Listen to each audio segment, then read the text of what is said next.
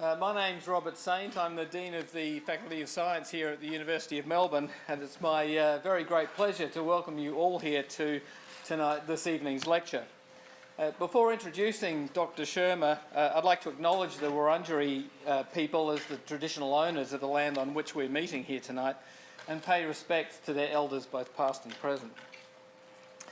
I'm truly delighted to be here to introduce Dr. Michael Shermer to you. Dr. Shermer will be well known to many of you, I expect most of you, through his work as one of the world's leading science writers, science historians, and of course skeptics.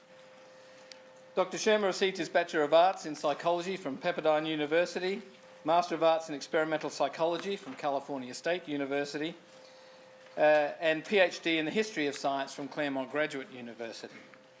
For 20 years he taught psychology, evolution and the history of science, and he maintains his academic links through an adjunct professorship at Claremont Graduate University, and he was just telling me about some other academic activities, some very exciting academic activities that he's initiated very recently. Dr. Shermer plays a hugely important role as perhaps the world's highest profile skeptic. He's the founding publisher of Skeptic magazine, the executive director of the Skeptic Society, and the host of the Skeptics Distinguished Lecture Series at Caltech. He's also a monthly columnist for Scientific American, the author of a number of best-selling books, and the co-producer and host of the television series Exploring the Unknown. The celebrated evolutionary biologist Stephen Jay Gould said of Michael, as head of one of America's leading skeptic organisations and as a powerful activist and essayist in the service of this operational form of reason, he is an important figure in American public life. I'd like to extend that and comment that he's an important figure in public life in general. We're very fortunate to have Dr. Shermer with us tonight, so please welcome him to the lectern. Hi, wow, I didn't turn around. Nice group. Thanks for coming out. I really appreciate that. I'm here for the Think Inc. conference that was yesterday, and then I'm in Sydney tomorrow, and with you tonight, I got in a nice bike ride thanks to my host this morning, 4 hours down your coast and back up, and I was really feeling like I was 25 again because it turns out we had a tailwind all the way down, and so then when we came back, I felt a lot older. Anyway, so. And I got to visit your science museum in the Melbourne Museum. It's a new display. If you've not been there, this is probably the best science museum I've ever seen. And I've pretty much visited in most of them around the world. It's really great. It's fantastic. All these interactive displays, great fossils, and really cool stuff. So definitely go see that. So I'm the publisher of this magazine, Skeptic Magazine. It's the quarterly publication of the Skeptic Society. We're a 501c3 nonprofit science education organization devoted to testing claims of the paranormal, pseudoscience, fringe groups, and cults, and claims of all kinds between good science, junk science, bad science, voodoo science, pathological science, non-science, and plain old nonsense. And unless you've been abducted by aliens and been on Mars for the last few decades, you know there's a lot of it out there. Nonsense, that is. Some people call us debunkers, but let's face it, there's a lot of bunk that needs debunking, and that's part of our job. And so each issue, by the way, if you join, you can go to skeptic.com and become a member of the Skeptic Society. You get an actual membership. You can get yourself a little gold pin that says Skeptic. Well, it's like 1 angstrom's thickness of gold, but it's gold nonetheless. and you'll get a subscription to the magazine. You also get the decoder ring that tells you what the Da Vinci Code means. Nothing. It's a novel. When that book was popular, we got a lot of calls, a lot of media interviews on that, and I just kept saying, he just made it up. People do that. They just make stuff up. And sometimes they stamp nonfiction on the cover, and then that's what really messes things up. I'll never forget being on Bill Maher's show with Whitley Strieber. He's the guy that wrote that book, Communion, the first of the popular alien abduction books, the one that put the alien head on the cover that started the meme of this is what aliens look like, you know, with the big bulbous head and the almond-shaped eyes and the emaciated body and all that stuff. And we were in the green room together. I said, well, what do you do for a living when, you're not talking about writing about alien abductions? He says, well, I'm a science fiction fantasy horror writer. I went, okay. I mean, it's pretty much like the end of the story, right? Anyway, so every issue is it has a particular theme to it, like we did one on the future of intelligence. Are people getting smarter or dumber? Well, I'm from Los Angeles, so you can imagine I have an opinion about this myself. But it turns out people are getting smarter. This is called the Flynn effect, discovered by James Flynn, a psychologist who studies IQ.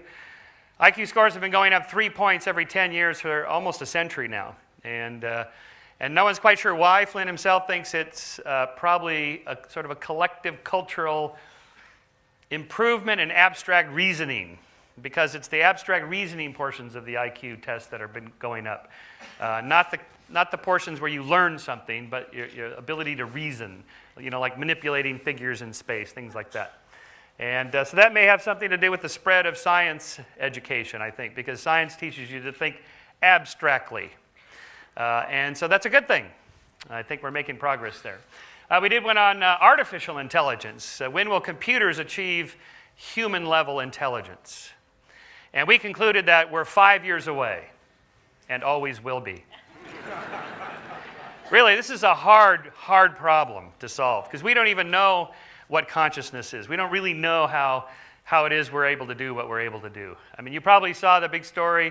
This is a big thing in America when the IBM computer Watson won Jeopardy, this game show, this super popular game show, in which there's 3 contestants that have to answer these really difficult, tricky, linguistic type questions, double meanings of words, things like that. And so this computer is pretty amazing, and he beat Ken Jennings, the greatest Jeopardy champion of all time, who won 76 consecutive episodes of Jeopardy. No one's ever come close to this. And Watson beat him. Do you think Watson knows that he won? Do you think when he got there at the end, he went, yes, oh, I beat Ken Jennings, yes, boom. No, I mean, he doesn't. He just is a computer answering questions, ability to manipulate language, and now they're using Watson for medical diagnosis, as an aid to doctors, to physicians for diagnosis. So, but that's still a far cry from really being human, right? We did one on 9/11 conspiracy theories. Was 9/11 a conspiracy?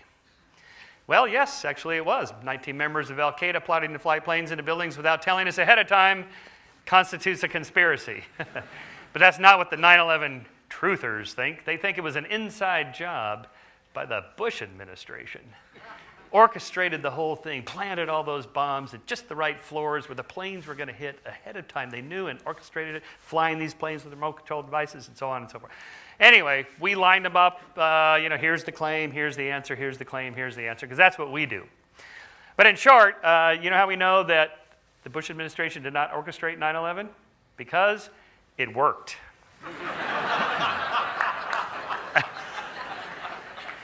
And that goes over really well in America, actually, especially liberal audiences. So this is the original Charles Ponzi of the eponymous Ponzi schemes.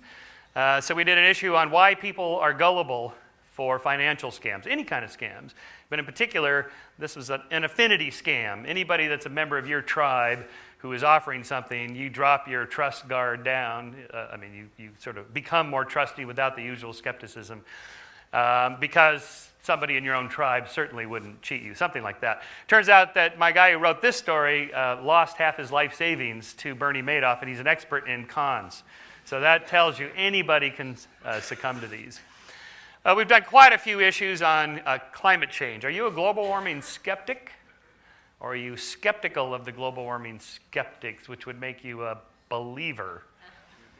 So this is kind of a knotty problem in language. What do you mean by skepticism? Well, we mean thoughtful inquiry.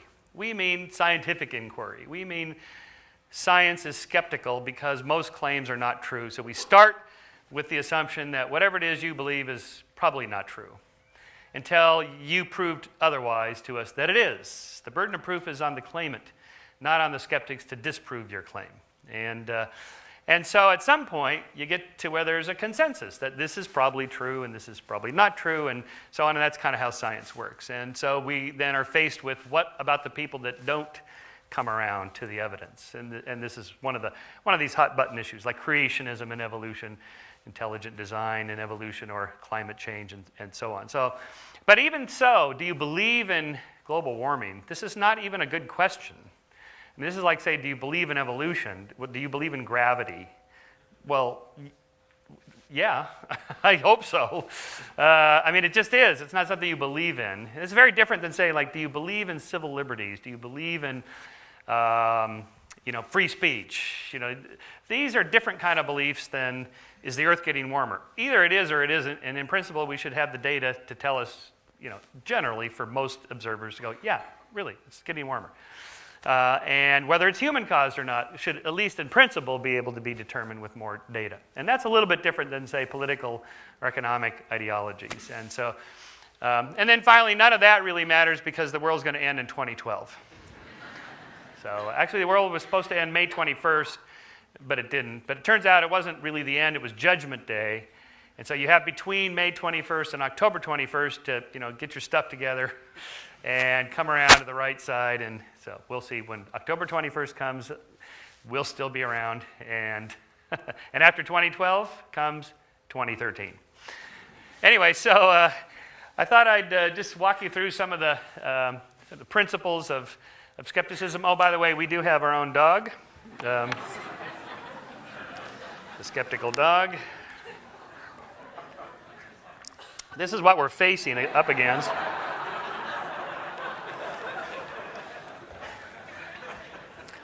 And if you think people believe weird things in Australia, you should come to LA. Here's a conversation overheard on Rodeo Drive in Beverly Hills. This is the need of science education. Mom, I really like this. Cute. What's it made of?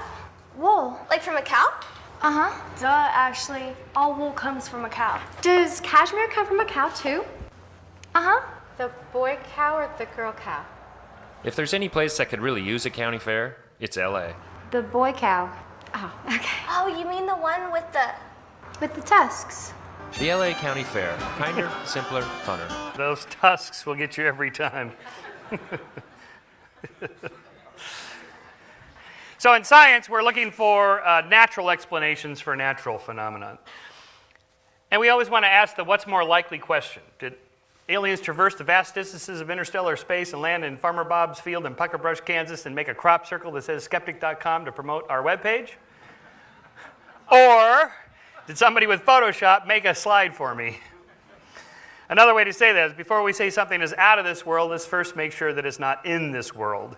Again, what's more likely, that aliens traversed the vast distances of interstellar space and landed in Sacramento, California to help the governor in his job of saving my great state of California, which he didn't? Or does the World Weekly News just make stuff up? Well, we have no evidence of aliens landing anywhere. We have lots of evidence of tabloid newspapers making stuff up. So that's, I call that Hume's principle, that is, Hume's axiom. David Hume asked the what's more likely question, that miracles happen, there's a suspension of natural law, or that people misinterpret, exaggerate, or even make stuff up. And he answered that question in his great chapter on miracles. I mean, let's look at that. Are aliens coming to Earth, or UFOs, or spacecraft? Here is a photograph of a UFO from my house in Pasadena, California. That's downtown LA here. And there's the UFO. That's the bush on my front yard. If that UFO looks like a Buick hubcap, it's because that's what it was.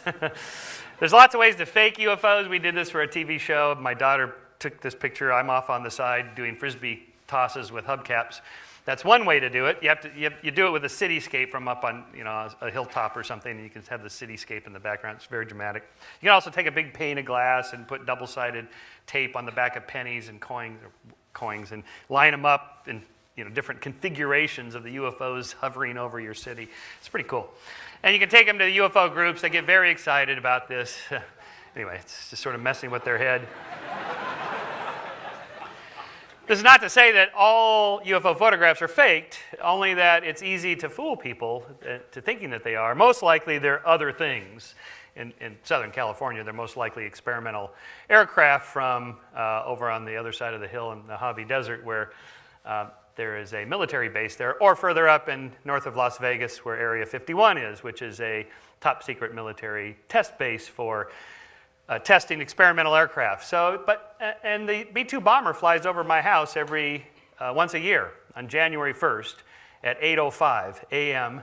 just before the Rose Parade begins. It flies over from Edwards Air Force Base and swoops down across Colorado Boulevard, makes 2 runs, and it goes right over my house. And it is really spooky looking. I mean, it is this black triangular shaped thing, and it has that special paint that reflects no light. And it looks like a hole in the sky, and it makes no sound when it's coming at you. It's pretty loud after it goes by. But, you know, if you didn't know about that, it's been declassified. We've all seen them. But, you know, if it was 20 years ago and I didn't know about it, and I'm out in the desert and it's dark or dusk, and you can't quite make out what's going on, and then you think you see something, and then you tell your friends, and, you know, it was big, really big, you know, like 1,000 meters across, flying at 750 miles an hour, and it made a sharp right turn.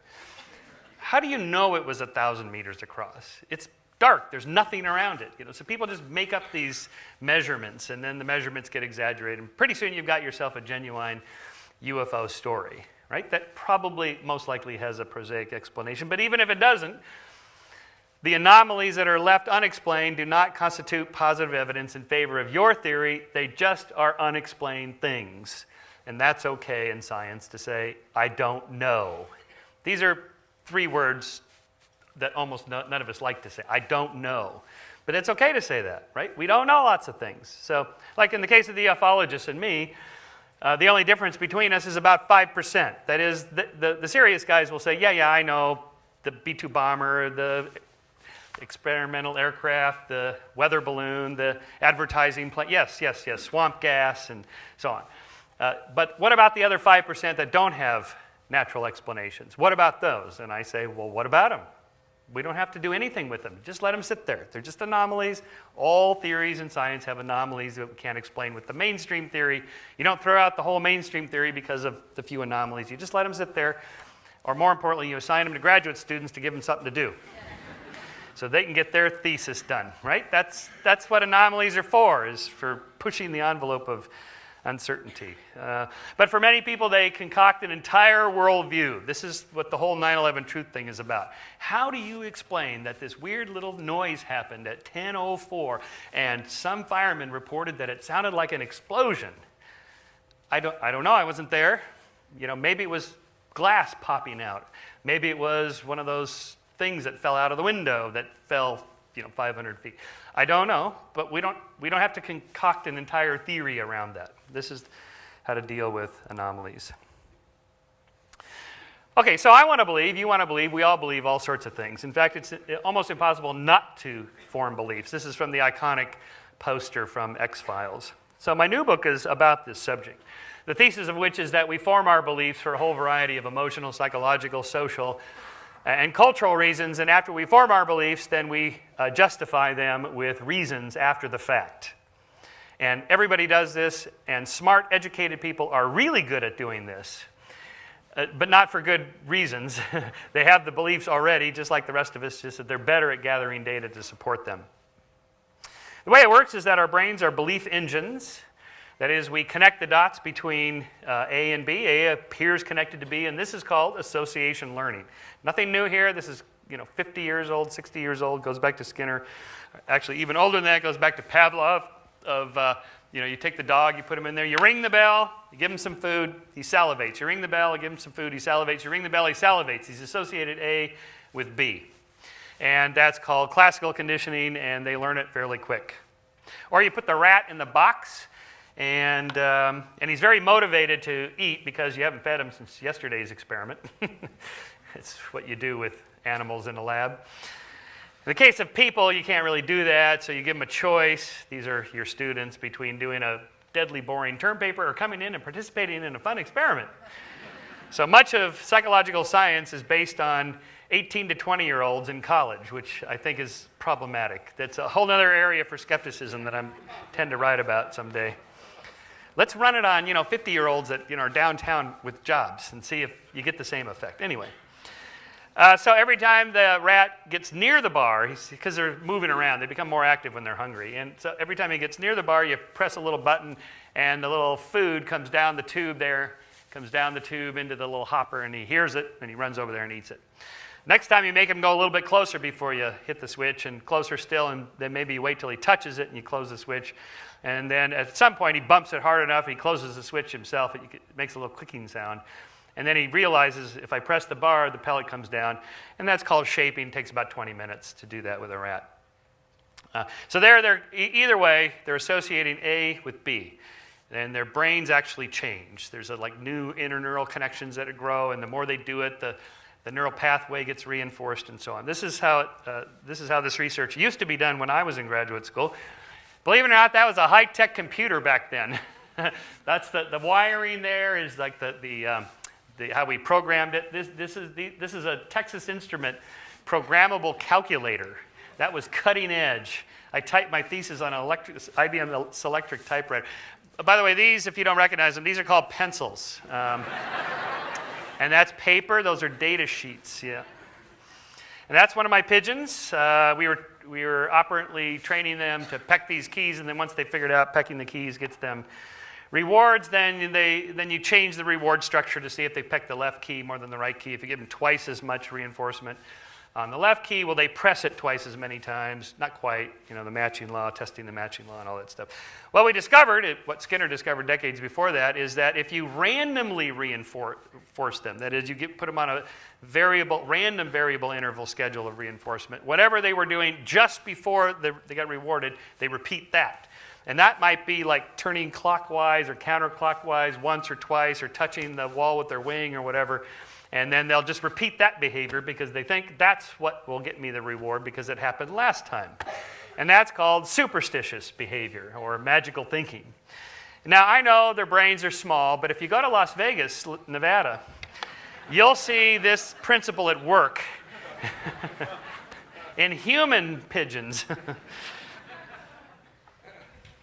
It's very powerful. I call it patternicity, the tendency to find meaningful patterns in both meaningful and meaningless noise. So the question is the pattern real or not? And so when we make those decisions about whether the patterns are real or not, we make two kinds of errors. A type 1 error, false positive, is believing the pattern is real when it isn't. You think A is connected to B, but, well, it's not.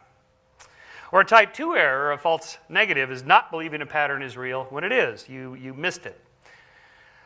Now, here's our thought experiment for the evening. Imagine you are a hominid on the plains of Africa 3.5 million years ago. Your name is Lucy. Thank you. Americans don't always get that. Lucy? You mean the TV show? No. The little hominid, Strelopithecine, discovered by Donald Johanson. You know, like in the Gary Larson cartoon with the Strelopithecines at the cave party. And the guy's going, "You're not the Lucy." Anyways, guys will say anything to get their genes into the next generation. Just remember that. You've heard it from a guy. Anyway, so you're a hominid on the plains of Africa 3.5 million years ago. You hear a rustle in the grass. Is it a dangerous predator, or is it just the wind? Well, if you believe that the rustle in the grass is a dangerous predator, and it turns out it's just the wind, you've made a type 1 error. A false positive. You thought A was connected to B, and it's not. But that's a relatively low-cost error to make. You see animals doing this all the time on the fur, fin, and feather shows on the various television networks that broadcast these things. They just become more skittish and cautious, and they move around the noise. On the other hand, if you believe the rustle in the grass is just the wind, and it turns out it's a dangerous predator, you're lunch. Congratulations, you've just been given a Darwin Award for taking yourself out of the gene pool before reproducing. Thank you very much. And we are the descendants of those who are most likely to make more type 1 errors than type 2 errors. Why? Because of the cost analysis. It's just a behavioral cost-benefit analysis. That is, they'll occur whenever the cost of making a type 1 error, this is the only formula of the night, the cost of making a type 1 error is less than the cost of making a type 2 error. Now, when is that? The problem here is that assessing the difference between type 1 and 2 errors is highly problematic, especially in the split-second life and death situation. So the default position is just assume that all patterns are real. Assume all rustles in the grass are dangerous predators and not the wind. Now, why can't we get it right? Why can't we just wait and collect more data? Because that will also get you lunch. Because predators don't wait around while you collect more data to decide if they're predators or not. And so the default rule of thumb by the brain is pretty much everything you see in here is probably true. And whether it is or not really doesn't matter because you haven't made the other kind of error, which can be too costly. Thus it is we tend to believe most of the things we hear. Now we have good brain scan research on this, showing which areas of the brain light up when you understand something to be true or when you agree it's true. These are just statements you're reading inside a brain scanner, and you're pushing A for yes and B for no or whatever. And you can see which areas of the brain are lighting up. These are usually dopaminergic areas of the brain related to dopamine, which is related to any kind of learning, positive reinforcement, anything that feels good. Dopamine is our favorite drug in your brain for learning something, for positive reinforcement, and so on. And it turns out just agreeing with a statement as being true gives you a little burst of dopamine.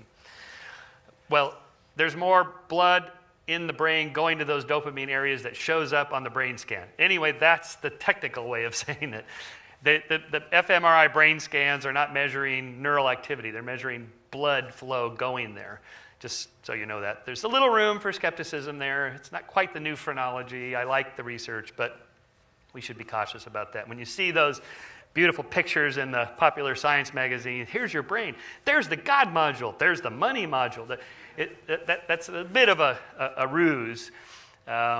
It's not any one person's brain. It's a statistical average of all the subjects that were in the experiment, because everybody's heads are slightly different sized and they move around a little bit, and you have to work all that out, and then you add artificial color for where the binary digits show there was more blood moving into that area.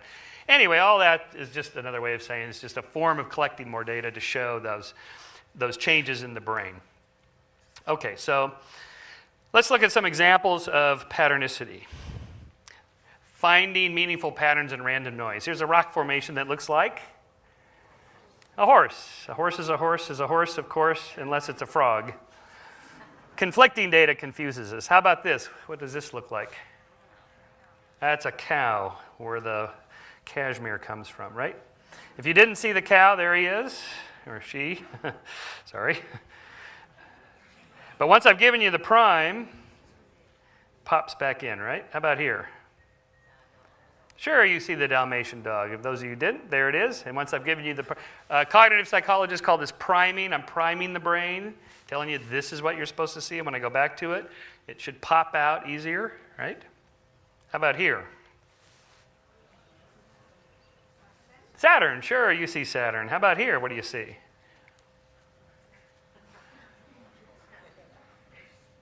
What do you see? Nothing. That's right. There's nothing here. Very good. If you think you saw something, by the way, see me afterwards, because this is a signal for brain damage. No, just kidding. So I want to talk about patternicity, superstition, and control. There's different factors or variables that go into making some of us more or less likely to see patterns that are not real. If the environment you're in is uncertain, makes you anxious, you feel out of control, you are more likely to see illusory patterns as real. My favorite example from the American sport of baseball is Wade Boggs here, one of the greatest hitters of all time, who was so superstitious when he was batting. He had all sorts of rituals surrounding chicken. He had to eat chicken before every game. He became so proficient at cooking chicken, he even wrote a cookbook about it called Foul Tips. Foul Tips, anyway.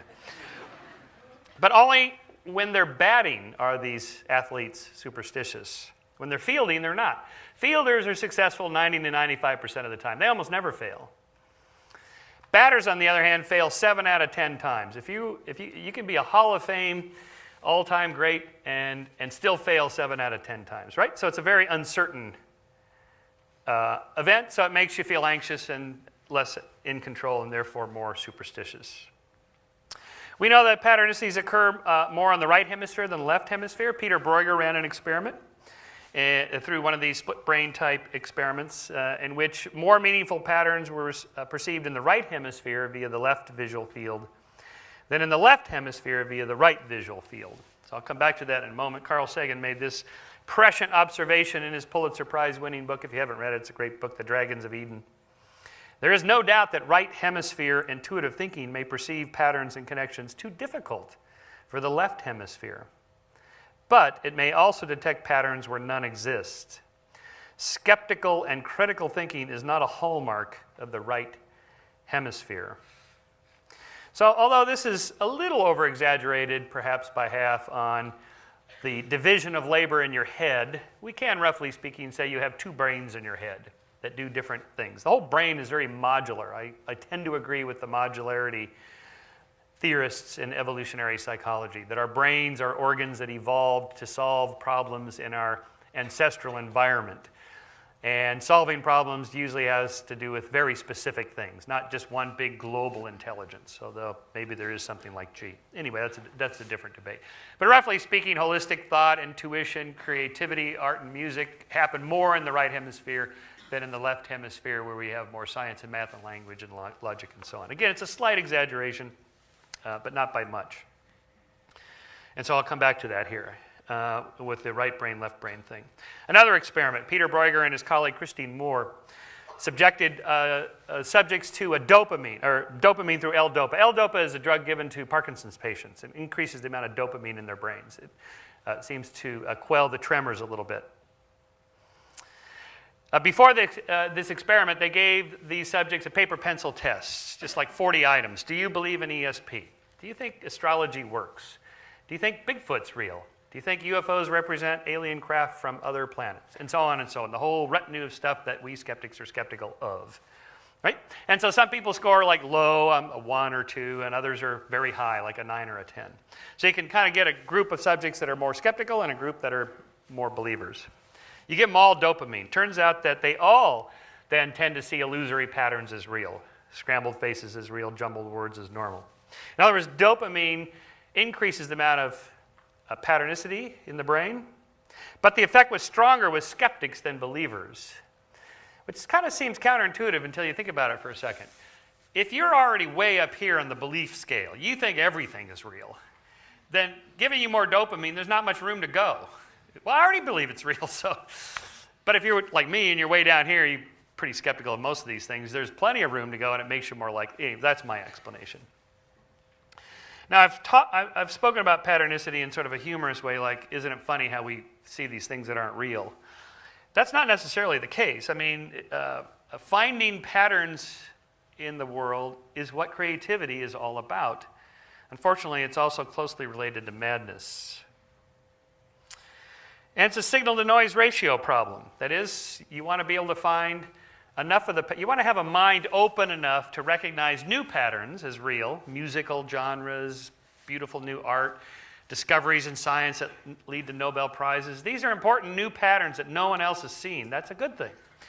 But you don't want to have a brain so open-minded that you think everything is real and your brains fall out, right? So that's the rub. So my example I use in the book of two famous scientists. On the left there is Richard Feynman, who won the Nobel Prize in quantum physics for his work in quantum electrodynamics and his invention or discovery, or whatever you want to call it, of the Feynman diagrams. These Feynman diagrams are attempts to visually describe how subatomic particles interact, which is normally done with these massive, long mathematical equations. And these diagrams show how, you know, in these particle accelerators and these subatomic particles interact and they do these things and so forth. And these diagrams are so effective for doing this kind of physics that they are still used today, half a century after Feynman created them. And in fact, this particular one here on this picture is on his van. One of Feynman's graduate students painted Feynman diagrams on his 1976 Dodge Cargo van. And it's still around. We have the van. I've orchestrated salvaging it. I found it in a gas station parked near Pasadena. Weeds growing up into the wheel wells. Like, oh my God, don't you know this is Feynman's van? These are Feynman diagrams. And anyway, so it's now parked in South Pasadena in a garage. So if anybody comes to LA and you want to see Feynman's van, I'll take you to show it to you. It's pretty cool. As the story goes, he was driving up, you know, on Colorado Boulevard there where the Rose Parade is, and somebody had a stop sign, rolled down the window and said, "Hey, how come you have Feynman diagrams on your van?" He said, "Because I'm Feynman." Which I thought would be pretty cool to be able to say. By contrast, on the right is John Nash, who also won the Nobel Prize in economics for his discovery of game theory. That is his employment of game theory to discover how different strategies are used by different contestants in a game. And so you can try to outwit your opponent by changing strategies and so on, but then your opponent changes their strategy to meet your strategy, and at some point they reach what's called a Nash equilibrium, where neither one of them has anything to gain by changing strategies, and so there's a certain stability. This turns out to describe like corporations competing in an industry where certain prices end up, it looks like collusion to monopoly fearing government agents, but in fact it's not really intentional collusion. You know, all universities charge pretty much the same, since we're here. But this happens in most industries. Mutual assured destruction is a Cold War strategy. Works pretty well as long as you know the other guy also doesn't want to die. I'm not so sure about the mutual assured destruction in the modern world, where there's certain groups of people who don't mind dying. They're looking forward to it. 72 virgins, yay. Maybe this is not a good calculating thing. Okay, I know it's more subtle than that. Okay. But you may recall when John Nash was played by Russell Crowe in the film A Beautiful Mind, he also saw patterns that were not real. Right? Secret government agents and secret jobs he was working for the government, and conspiracies and cabals, and not in the movie but in the book, talking to extraterrestrial aliens that were talking to him and giving him instructions and so on. He's schizophrenic. So on the one hand, you can win a Nobel Prize if you see new patterns that no one else has seen. On the other hand, maybe you see too many patterns that are just not real and you're crazy. Okay, so this is not just a frivolous thing. There's an actual good database on this by Nancy Andreessen at University of Iowa. She brings creative artists and musicians, scientists, and so on into her lab and scans their brains, has them do their thing that they're doing, and then takes a life history of them. And it turns out they are statistically significantly more likely to either have manic depression or schizophrenia themselves, or have it in their immediate family, either their own children or their siblings or their parents. So there does seem to be some relationship between being a little nutty, a little crazy, a little, I see new creative things all over the place, and that wins you all sorts of accolades from your peers in your field, or you end up diagnosed as mad. Anyway, so it turns out that what you're thinking about also influences the kinds of patterns you see. And so like in this example, because we're all now sensitive to the environmental movement and the save the whales and save the dolphins. You all see dolphins in this picture, right? You see, there's a dolphin there. There's a dolphin. There's a little dolphin there. Here's a dolphin. That's a dolphin tail there, guys. Sometimes ad agencies take advantage of the idea that we see patterns that we think are one thing, and it turns out they're something completely different. These are Via Una sandals. Carefully airbrushed sandals, I must say, and cropped and so on. Conflicting data also plays into patterns we already have in our memories of what we think we're seeing when, of course, you see the lamp there in the room. Now this picture is a nice illusion because it works as long as you only look here and below, but if you look here and above, then you get conflicting data.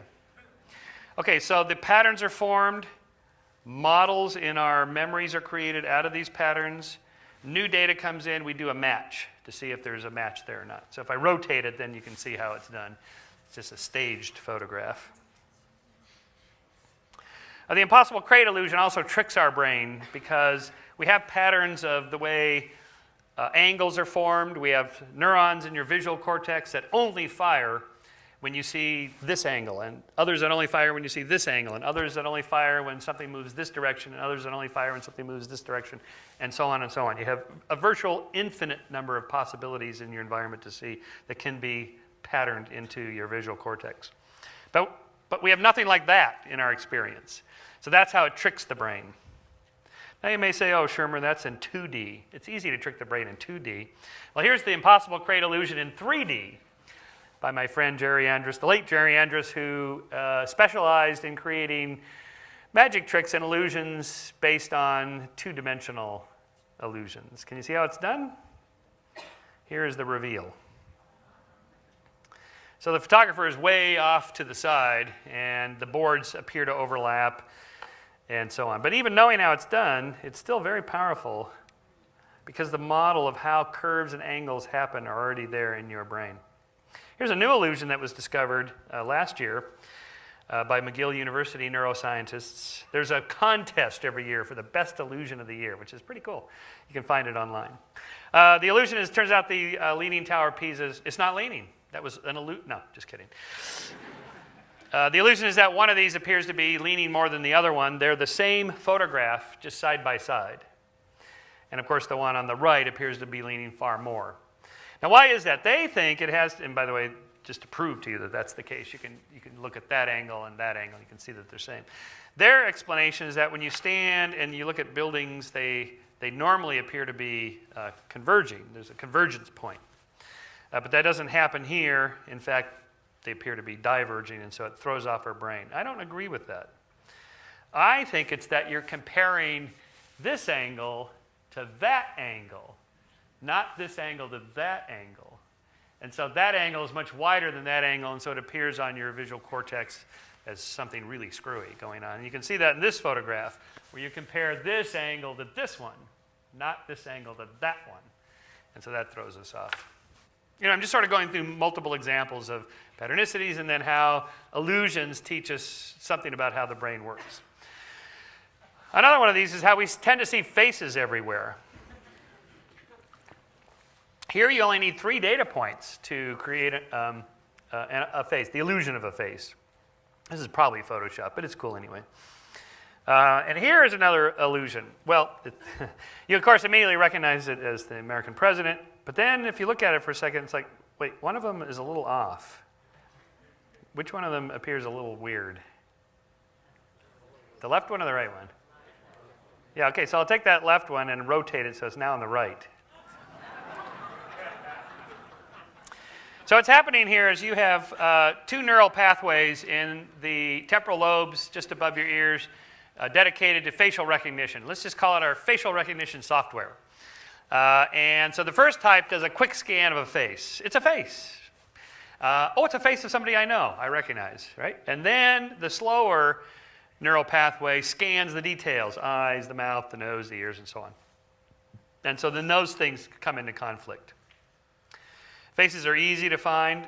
Faces are important to us in evolution. So we've evolved networks that are dedicated to facial recognition. It's how we assess other people, whether we like them or not, whether we know them or not, whether we trust them or not. By the way, the déjà vu experience is explained, I think, by this phenomena, where you have a pattern in your brain of the way the world is structured.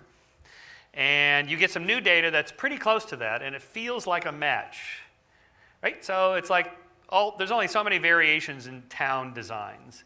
And so you go somewhere new you've never been, and you have like this déjà vu experience, like, whoa, this is so weird. I think there's like a gas station when I turn right here, and there's a restaurant on the left. Sure enough, there it is.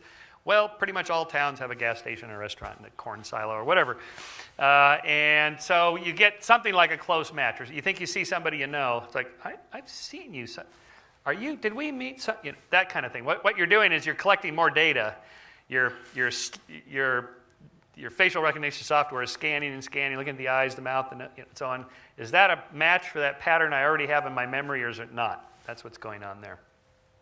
So, of course, we see something. Again, just a couple of data points. This is shot in 1976 by the NASA's Viking mission that landed on Mars. Before it landed, it took pictures all of Mars. And so the ufologists got very excited about this. Look, the Martians have built these gigantic faces to signal to us, here we are. And they wrote letters to NASA saying, oh, please go take a close-up of the Martian face, you know. So finally in 2000 they did. There it is. It's the face on Mars. It's a little light. Sorry about the lights. But if you squint, you can get the face to pop back out. There's the eyes, the nose, the mouth. By squinting, you're reducing the granularity of the data from fine grain to coarse grain. And so it becomes sort of a crude face again, and then your facial recognition software kicks in, and you're off and running. There's other faces all over the place. Here's the happy face on Mars, right? And this is a beautiful one I just discovered. Somebody sent me in Canada. It's just near Calgary, Canada. It's an Indian Head. It's a valley. It's about a 10-mile wide valley. That's a road going up into it here. Anyway, it's pretty cool. You can find it on Google. And just if you Google like Indian Head illusion or something like that, you'll find it. Somebody just sent me this one last week. It's pretty cool. It's on a garage door, just tree shadow of a face. Pretty striking. My favorite of all time is the nun bun. Discovered by a Tennessee baker in 1996. Laminated that bun and charged people $5 a head to come see it. Until he got a cease and desist letter from Mother Teresa's lawyers. Charity only goes so far, damn it. Here's Our Lady of the Chicago Underpass. It's just a water stain, but you know, the deeply religious people and some not so religious people, Satan loves you, came to pay tribute to it. Some people saw on this bonfire Pope John Paul II. Another one of my favorites is the Virgin Mary on a grilled cheese sandwich, which sold on eBay to a Las Vegas casino for $28,500. Only in America, yeah, a cheese sandwich, of which somebody even took a bite out of. I mean, it's just, come on. But it's a striking face. You can't hardly miss it. I have no idea what the Virgin Mary looks like, and I'm pretty sure no one else does either. But there's sort of an iconography in Western religious paintings of what the Virgin Mary is supposed to look like. To me, you know, it looks a little bit more like Madonna, perhaps Jane Russell in that sort of 1950s starlet look. Here's the Virgin Mary on the side of a building in Clearwater, Florida. This was a bank building purchased by a Minnesota evangelical church, which Randy, the amazing Randy, Richard Dawkins, and I went to visit a couple years ago on a Good Friday. So there were quite a few people there with their crutches and wheelchairs to be healed by the miraculous building. They had erected this gigantic crucifix there. Anyway, so we walked around the back of the building, and it turns out that Clearwater, Florida isn't. Now, the water isn't very clear. It's kind of mineralized. You can see it in the grass. So wherever there's a sprinkler head and a palm tree, you get this kind of staining on the windows. In fact, I found one on the back side of the building that was, they started to wipe off because I guess you can only have one miracle per building. But there you can see the sprinkler head, and the palm tree was there. They cut it down so you could see it better, I guess. So again, back to Hume's question, what's more likely to be true?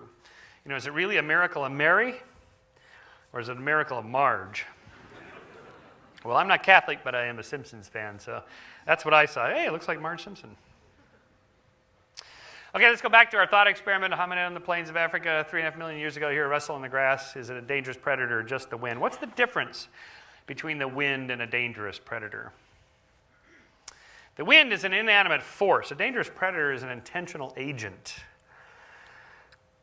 It intends to eat me, and that probably can't be good. So this is what Dan Dennett calls the intentional stance. We take a stand, and we assume that there's intention out there. I'm more interested in the agent part than the intention part, and I call this agenticity, the tendency to infuse patterns we find with meaning, intention, and agency, often invisible beings from the top down.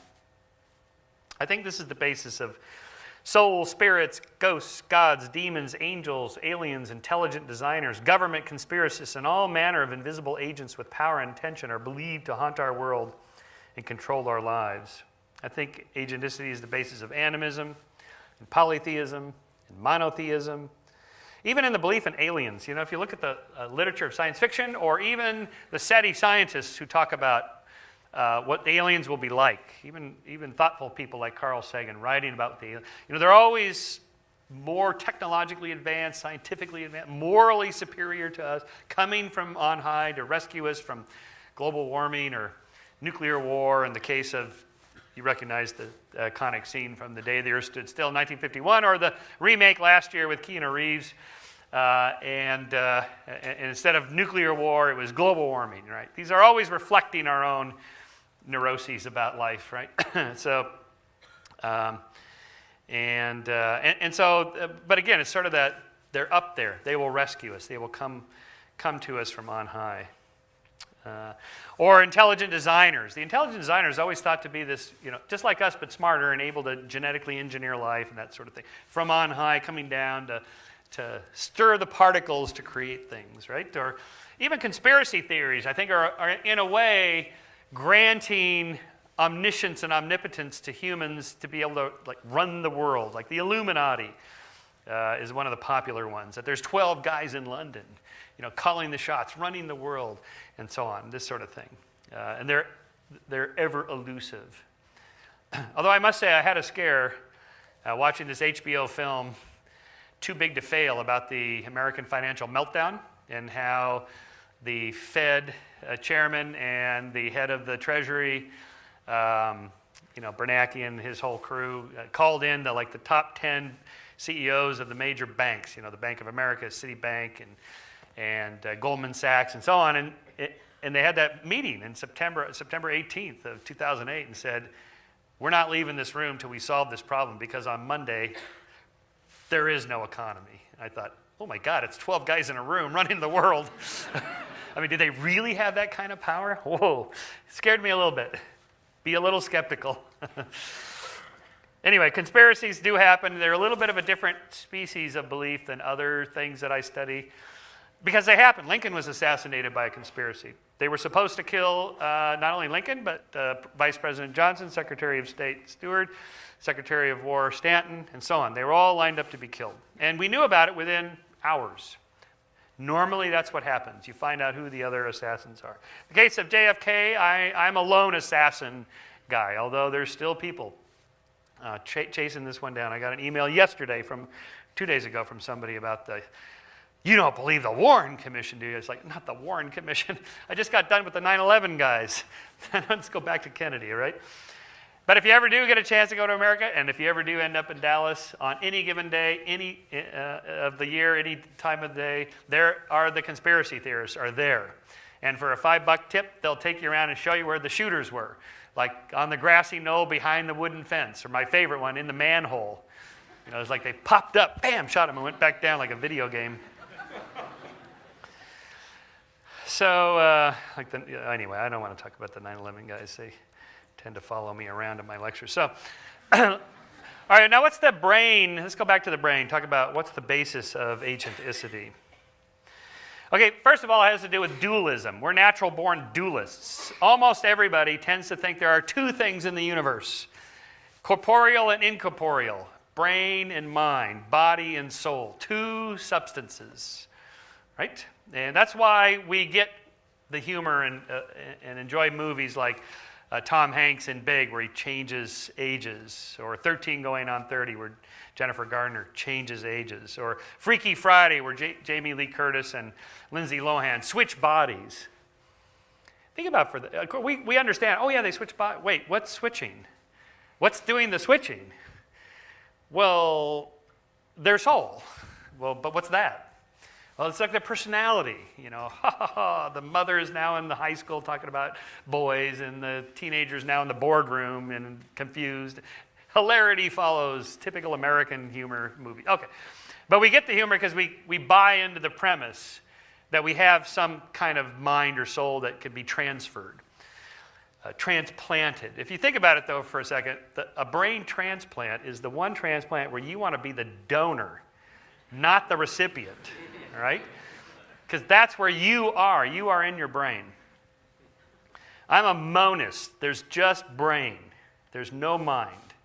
Mind is just another one of these fuzzy words that people use to describe something they don't understand. It's just a word to use to describe what the brain is doing. And you know I'm right, because when the brain dies, the mind goes with it. Senility, Alzheimer's, dementia, as the neurons die, cell by cell, the memory fades. The person's personality becomes smaller. Everything they do becomes smaller. Their handwriting gets smaller. Their steps get smaller. They walk slowly. They hunch over a little bit more. Their memory gets smaller. Their personality, that used to be vibrant, gets smaller. Everything gets smaller. As the neurons die, the mind is gone. No brain, no mind. Therefore, there's just brain. Now my friend Deepak Chopra disagrees with me. He says, no, the mind is out there somewhere else, in the quantum foam, whatever. So where is it when Aunt Millie's brain dies from Alzheimer's? Where does her mind go? When the brain is, where does it go? He said, the Matrix. The Matrix, I said when we debated last year. Where is that? I mean, I can get it at Netflix, I know, but... and I love the movie, but that's a movie. They just made it up. These are Hollywood screenwriters. They just made it. There is no Matrix. Right? Okay, so, well, I think.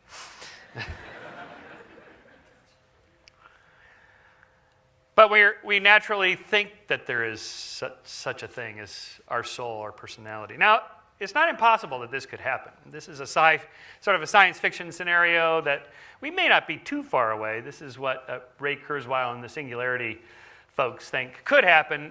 Given enough computing power, you could somehow download all your memories, all those neural network sequences of patterns that constitutes all your memories and so on, put it in a giant supercomputer that can be reconstructed in a virtual reality, and there you are. You're resurrected in a giant computer somewhere. This is like the AI stuff. We're 5 years away and always will. Well, Kurzweil thinks we're there in 2030. And my other futurist friends tell me, forget that. It's 2130 or 2230 or 2500. We're a long ways from anything like that. But in principle, you see what they're trying to do. There's a pattern that can be placed onto some platform that's a little more durable than the electric meat of our brains. It's just meat. It's protein, electric meat. That's all it is, and it doesn't last but for a few decades, and that's it. So it'd be nice if we could put it on silicon or something that lasts, maybe a few hundred years, or if it's running on Microsoft software, a few months. Anyway, so we are living in the digital dark ages, right? The digital dark ages. Can you run any of the programs you had back in the 90s on your current computer? No. Can you upload those photographs and all those videos you took with those little video cartridges that you don't have the camera for anymore? No. But you can pick up a book that's 500 years old and read it. Okay, anyway. Second point on the agenicity, theory of mind. Theory of mind is the ability to mind read, not the psychic stuff. I mean, to put yourself in somebody else's shoes, to take their stance. What's it like to be you? Will you get this joke or not? So I think about, okay, if I was sitting in the audience and I was you, would I understand? Okay, so I'm just mind reading. This is all human relationships are mind reading. This is what the golden rule is. Do unto others as you would have them do unto you. Well, how would I know that? Well, I put myself in your shoes and I think, okay, would I be upset about, yes, I would. Okay, I better not do it. Or maybe I'll do it anyway. But that they're thinking like this, right? So this is the old, I knew that she said that he thought that he was going to, that I knew that he, This is that theory of mind. We can do it, maybe some other species, not sure. This is the red dot test of self-awareness. That is, if you put a red dot on your forehead and you look in the mirror, you'll go, oh, that's weird, and you'll wipe it off. If you put it on a chimp's forehead, they'll look at it and flick at it. Like, to do that, you have to look in the mirror and go, that's me. So I'm self-aware. And there's something wrong with me, I'm going to fix it, right? So, but if you put your dog in front of the mirror, put a red dot, they're just like, whatever. They don't even know that's... So probably chimps and gorillas, all the great apes, some of the primates maybe, mostly just the great apes. It appears apparently dolphins can do this. Well, they have flippers, so they can't, you can't do the red dot. But if you put them in front of a mirror, they get very excited and they look inside their mouth, which is interesting. Like, whoa, I've never seen that before. And the males look at their genitals, which I think is just very revealing about their intelligence and ours. Wow, look at that. Anyway, you can put subjects in these brain scanners. You can give them these little tests that they do to show that they're self-aware and aware that others are aware. So it's like you show them a picture of somebody you know or you love that you're in a relationship with, and you inflict pain on this other person, or you actually have like a video showing them this, and the areas of the brain that light up are the areas that would light up if you were feeling the pain. This is literally, I'll feel your pain, of Clinton. I mean, there's something to this. And so we're able to project. Adam Smith wrote about this. His first book before The Wealth of Nations was A Theory of Moral Sentiments. And he argued that the basis of all morality in civil society is our ability to project into and anticipate what somebody else feels. This is theory of mind. And these are the brain areas that light up when you do that. And then finally, the temporal lobes. I've mentioned these several times. Back in the early 60s when they first began doing this research of poking around inside brains. It's a really curious way to get data. You actually take subjects that are epileptics that are about to get open brain surgery for some reason, or for other reasons, but you get them to sign a waiver that says, is it okay if we wake you up while you're having your brain surgery and then poke around in there with electrodes and ask you questions? And amazingly, they go, yeah, okay, sure. And so this is how neuroscientists map the brain. You just poke around with electrodes, you turn them on, and it causes the neurons to fire, and then the person reports what they're feeling at that moment. And so you can do that by poking around in these different areas, particularly the temporal lobes, and people will report these out-of-body experiences, near-death experiences, deja vu experiences, the presence or sense of presence of others, angelic voices. If you go deeper through the temporal lobes into the limbic system where the amygdala is and the whole emotional software of our brain, you can produce these feelings of intense meaningfulness, depersonalization, connection with God or the cosmos. We can study near-death experiences and out-of-body experiences in this context. Again, these are these kind of unsolved mysteries that people come to us with. How do you skeptic scientists explain out-of-body experiences? Isn't this evidence of the afterlife and so on? Well, you can replicate these in laboratories. For example, this fellow, Major General James Winery of the United States Air Force, discovered what he called G-force loss of consciousness, or G-LOC, in which his pilots had accelerated at a high rate till they black out as part of their training. 2Gs, 3Gs, 4Gs, 5Gs, 9Gs, 10Gs, boom, you're out. All it is just squishing the blood toward the center of your body. And so the cortex begins to shut down. As the cortex shuts down, for some reason, it causes this sort of going through the tunnel, the white light at the end of the tunnel, the whole out-of-body floating kind of experience that people have. You can do it through that same experiment I talked about with poking around. This was an experiment done in 2003, reported in Nature, might have been Science, of a Swiss woman who had epilepsy, poked around right there in the temporal lobe of the red dot there. And they created right there in the room, I'm floating out of my body. And you just crank the electricity up a little bit. Whoa, I'm way up on the ceiling now. Bring it back down. Okay, I'm back down on the... She's just lying there, right? Oh, my right arm, my left leg, my right leg, and so on, just by poking around. Right? So it's just brain, no mind, just brain. So again, what's more likely on these that they have a natural explanation or not? Like in the alien abduction phenomenon, does it represent human-alien contact or human psychology? Well, we know, for example, with sleep paralysis is our explanation for this, like with Henry Fuseli's The Nightmare.